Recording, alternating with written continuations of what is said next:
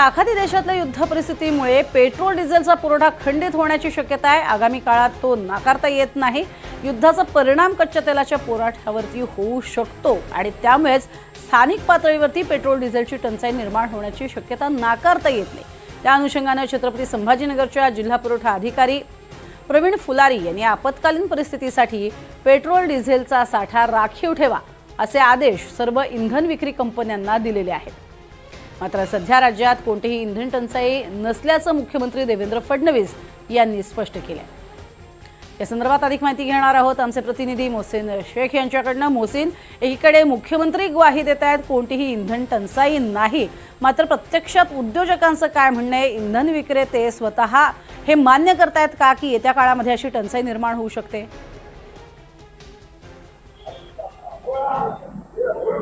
नक्कीच तोच कागद माझ्या हातात आहे जो जिल्हा पुरवठा अधिकाऱ्यांनी काढलेला आहे आणि सगळ्या पेट्रोल पंप चालकांना तो त्यांनी पाठवलेला आहे। मुख्यमंत्री जरी म्हणत असले की राज्यात तुटवडा नाहीये, मात्र परिस्थिती ही जी आहे स्थानिक प्रशासनाने जी पत्र काढले त्यानुसार त्यांनी एक ओळ अत्यंत महत्त्वाची लिहिली की युद्धजन्य परिस्थितीमुळे पेट्रोलियम पदार्थांचा पुरवठा साखळी खंडित होण्याची शक्यता स्थिती उद्भवलेली आहे आणि त्यामुळेच पेट्रोल डिझेलचा जो साठा आहे, जो अत्यावश्यक सेवेमध्ये अत्यावश्यकसाठी जो लागतो तो राखीव ठेवावा अशा स्पष्ट सूचना ज्या आहेत त्या देण्यात आल्या आहेत। त्यामुळे एकंदरीत पेट्रोल डिझेलची टंचाई आता कुठेतरी निर्माण होण्याची शक्यता ही प्रशासनाला वाटते आणि त्यानुसार आता पावलं उचलायला सुरुवात झालेली आपल्याला पाहायला मिळतात आणि संभाजीनगरमध्ये हे पत्र काढण्यात।